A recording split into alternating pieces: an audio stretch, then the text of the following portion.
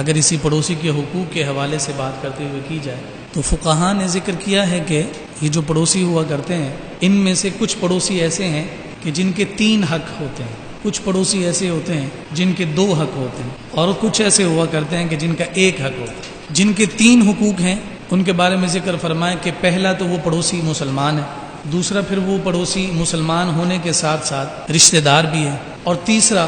کہ وہ پڑوسی ہے۔ تو یہ 3 حق اسے حاصل ہے، مسلمان ہونے کے اعتبار سے حق، رشتہ داری کا حق، اور پڑوسی ہونے کا حق۔ پھر ساتھ فرمایا کہ کچھ پڑوسی ایسے ہیں کہ جن کے 2 حق ہیں، کہ وہ رشتہ دار تو نہیں ہے لیکن مسلمان ہے اور پڑوسی ہے۔ پڑوسی ہونے کا حق بھی اسے حاصل ہو گیا اور مسلمان ہونے کا حق بھی حاصل ہو گیا۔ اور تیسرا فرمایا کہ رشتہ دار بھی نہیں ہے، مسلمان بھی نہیں، نان مسلم، لیکن پڑوسی ہے، تو اسے اس پڑوس کے ہونے کا حق اور فیض ضرور حاصل۔ یعنی کسی مومن کا پڑوسی ہونا اس قدر باعث خیر ہے کہ جو مسلمان ہے اس پر لازم ہے کہ وہ اپنے غیر مسلم پڑوسی کا بھی لحاظ اور پاس رکھے، اگرچہ وہ دین میں تمہارے ساتھ مطابقت نہیں رکھتا، اگرچہ تمہارے ساتھ اس کی کوئی رشتہ داری نہیں، کوئی خونی رشتہ، کوئی قرابت داری نہیں، لیکن اس کے باوجود چونکہ پڑوسی ہے تو اس کا حق ادا کرنا تم پر لازم اور ضرور۔ اور یہ جو 1 حق والے ہیں، یعنی وہ مسلمان بھی نہ ہوں، وہ رشتہ دار بھی نہ ہوں، صرف پڑوسی ہیں، اس ایک پڑوسی پر ان تمام احادیث کا اطلاق ہوتا ہے کہ جس کے بارے میں آقا کائنات صلی اللہ علیہ وسلم نے قسمیں کھا کر بھی ارشاد فرمایا۔ حضور علیہ الصلوۃ والسلام نے فرمایا واللہ لا یؤمن، پھر فرمایا واللہ لا یؤمن، پھر فرمایا واللہ لا یؤمن۔ زبان مصطفیٰ سے رب کی قسم کھائی جائے، تو اگر اسی بات کو ہم سمجھ لیں کہ مصطفیٰ کا فرمان اور وہ فرمان بھی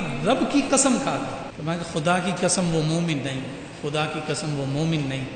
خدا کی قسم وہ مومن نہیں۔ صحابہ لرز گئے اور پریشان ہو گئے، چہروں کے رنگ متغیر ہو گئے، اور پریشانی میں ان کی پیشانی پر پسینے آنے لگ گئے کہ نہ جانے مصطفیٰ کریم صلی اللہ علیہ وسلم اس کون سے بدبخت شخص کے بارے میں کلام فرمانے لگے کہ حضور علیہ صلی اللہ علیہ وسلم 3 دفعہ قسم فرما کر ذکر کرنا۔ تو صحابہ نے عرض کیا یا رسول اللہ کون ہے وہ شخص کہ جس کے بارے میں آپ اتنی ناراضگی کا اظہار فرما رہے ہیں اور اس قدر جلال کا اظہار فرما رہے ہیں؟ تو آقا کائنات صلی اللہ علیہ وسلم نے فرمایا الذی لا یأمن جارہ بواہقہ، کہ خدا کی قسم وہ مومن نہیں، وہ مومن نہیں، وہ مومن نہیں کہ جس کی ایذا سے اور جس کی تکلیف سے اس کا پڑوسی محفوظ نہیں۔ اگر ہم حضور نبی رحمت صلی اللہ علیہ وآلہ وسلم کے کلام کے اس اسلوب کو مد نظر اور ملوز خاطر رکھیں تو پڑوسیوں کے معاملے میں تو ہم اتنا محتاط ہو جائیں کہ آقا کائنات صلی اللہ علیہ وسلم فرما رہے ہیں کہ وہ مومن نہیں ہو سکتا کہ جس کی ایذا اور جس کی تکلیف سے اس کا پڑوسی محفوظ نہیں۔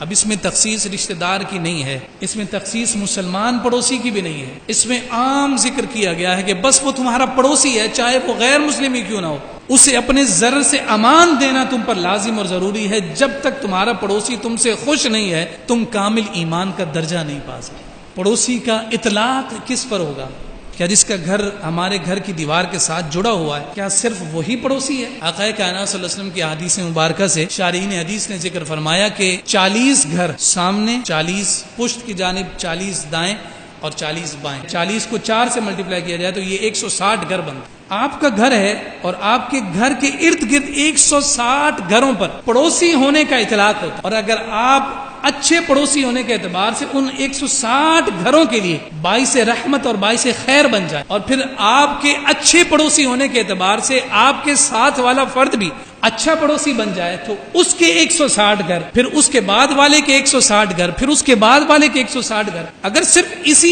ایک عمل کو ہی اختیار کر لیا جائے تو آپ دیکھ لیں گے کہ سوسائٹی میں سے ہر قسم کا شر اور ہر قسم کی تکلیف اور ہر قسم کا ضرر خود بخود اٹھ جائے گا۔ اگر ہم صرف ایک حکم یعنی پڑوسی کا حق کی ادائیگی ہم شروع کر دیں تو ہماری ذات سے کسی کو نقصان پہنچنے کا سوال ہی ختم ہو جائے۔